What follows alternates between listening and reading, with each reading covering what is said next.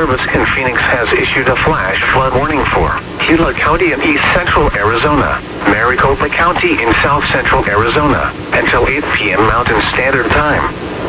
At 4:08 p.m. Mountain Standard Time, Doppler radar indicated thunderstorms producing heavy rain across the bushfire. Between 0.5 and 1 inch of rain has fallen. Flash flooding is ongoing or expected to begin shortly.